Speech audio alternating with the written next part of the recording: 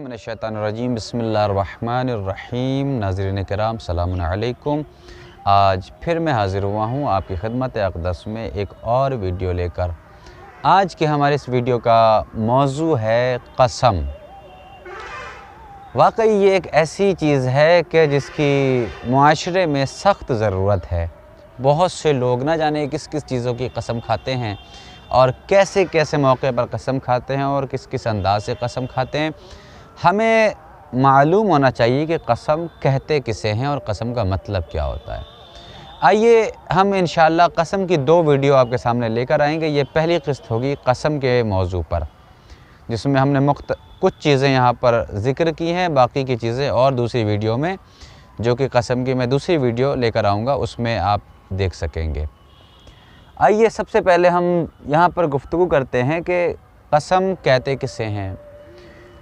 Number एक, जो कसम खाए किसी काम के अंजाम देने की या ना देने की, तो जानबूझकर अगर उसने अंजाम ना दिया, यानी जिस चीज़ के अंजाम देने की कसम खाए और जानबूझ के अंजाम ना दे, तो ये गुनाह में शामिल होगा।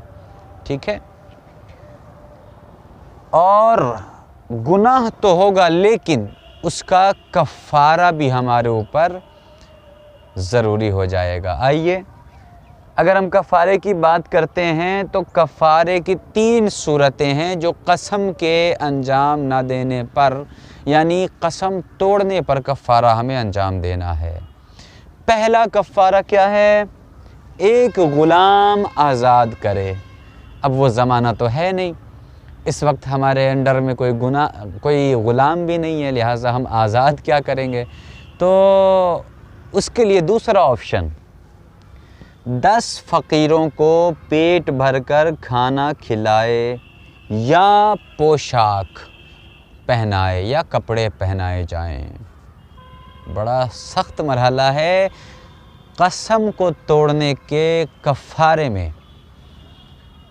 पहले ग़ुलाम आज़ाद करे, अगर ये ना कर सके तो 10 फ़कीरों को पेट भरकर खाना खिलाए या पोशाक पहनाए। नंबर 3, तीसरा ऑप्शन, अगर ये काम, यानी जो ऊपर दोनों चीज़ें बयान की गई हैं, अगर ये अंजाम ना दे सकें तो ऐसी सूरत में अब यह है कि आपको मुसलसल 3 दिन रोज़े रखने होंगे। कसम तोड़ने वाले को कफ़ारे के तौर पर 3 दिन रोज़े मुसलसल रखने होंगे। उम्मीद करता हूँ आप इन सब चीज़ों को महफूज रखेंगे। हाँ, तो ये था कफ़ारा कसम तोड़ने का। कुछ शराइत हैं जो कसम खाने की लिखी गई हैं और तहरीर की गई हैं, जो मैं आपके सामने पेश कर रहा हूँ। यूँ ही हर कसम लायक़े एतबार और कसम नहीं कहलाती, बल्कि उसकी कुछ शर्तें हैं। आइए कुछ शर्तें मैं आज की वीडियो में आपके सामने पेश करूँगा, कुछ शर्तें दूसरी वीडियो में आपके सामने पेश करूँगा। बस जल्दी जल्दी सुन लीजिए। नंबर 1, कसम खाने वाला बालिग़ और आक़िल हो। बालिग़ यानी सिन्न बुलूग़, यानी इस पर नमाज वाजिब हो चुकी हो। आक़िल यानी उसके पास इतनी समझ हो कि वह सच और झूठ का फ़ैसला कर सकता हो।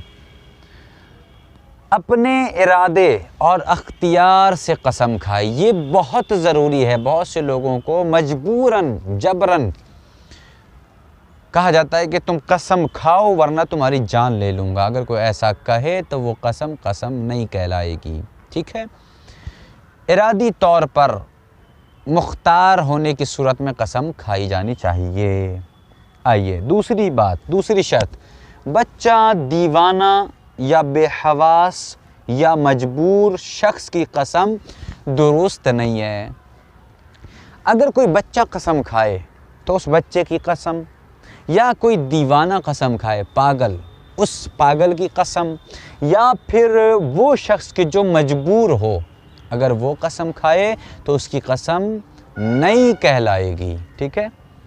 नंबर 3, अगर कोई जज्बात में, हाँ, मैं बहुत दिनों से सोचता था कि इस मौजू पर वीडियो आनी चाहिए और आज मुझे वो पॉइंट नज़र आ गया کہ اگر کوئی جذبات میں آ کر قسم کھا لے بغیر ارادے کے، یعنی ارادہ نہیں تھا قسم کھانے کا، لیکن جذبات میں غصے میں آنے کے بعد انسان نے قسم کھا لی، تو یا بے اختیار اس کا ارادہ بھی نہیں تھا اور کوئی اختیار بھی نہیں تھا، بس غصے میں اس نے قسم کھا لی، تو اس کا بھی وہی حکم ہے جو اس بچے اور اس دیوانے کا ہے، یعنی کہ وہ قسم نہیں کہلائے گی۔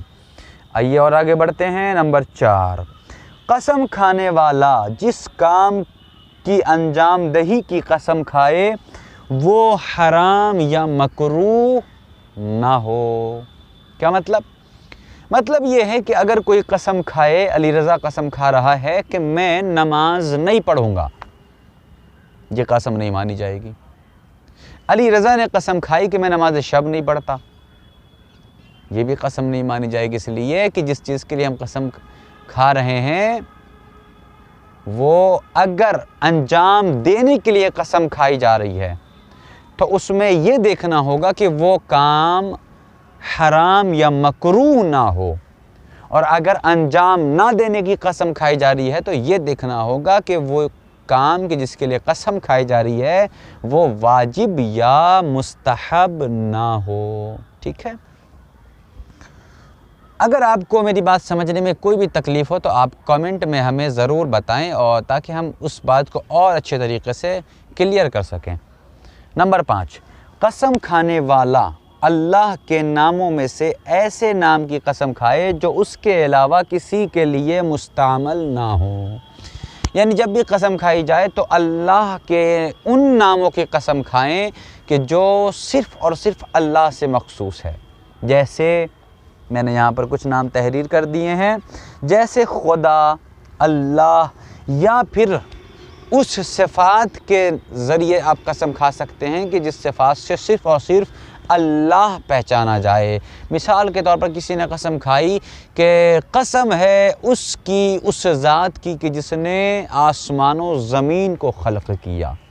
ٹھیک ہے، یا پھر آپ ایسے بھی قسم کھا سکتے ہیں، اور آیت اللہ سستانی نے کہا کہ یہ بھی قسم ہو جائے گی اگر کوئی یہ کہے کہ میں رازق کی قسم کھا رہا ہوں، اور اگر اس رازق سے مراد وہ اللہ ہو تو پھر یہ بھی قسم صحیح ہو سکتی ہے۔ اور آگے بڑھتے ہیں۔ نمبر 6، قسم کھانے والا زبان پر ضرور دہرائے، یعنی جو قسم کھا رہا ہے وہ زبان پر تکرار کر کے بآواز بلند قسم کھائے۔ ٹھیک ہے، لیکن اس کے بعد اگر گونگا شخص اشارے سے قسم کھائے تو صحیح ہے۔ ٹھیک ہے، بولنے والے کے لیے ضروری ہے کہ وہ بآواز بلند زبان پہ الفاظ جاری کر کے قسم کھائے، لیکن گونگا شخص اگر اشارے سے قسم کھا لیتا ہے تو اس کی قسم درست ہے اور صحیح مانی جائے گی۔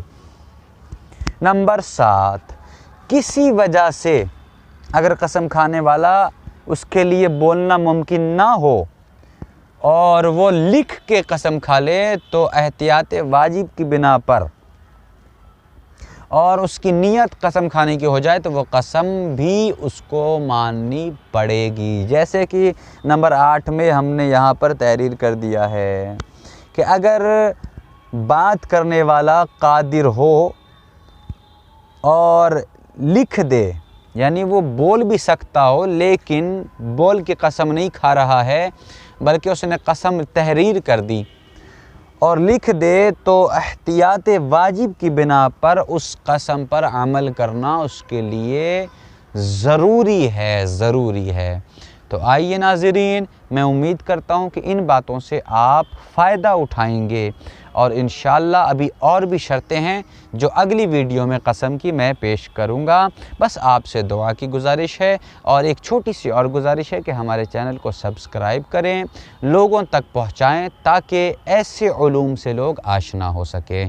والسلام علیکم ورحمۃ اللہ وبرکاتہ۔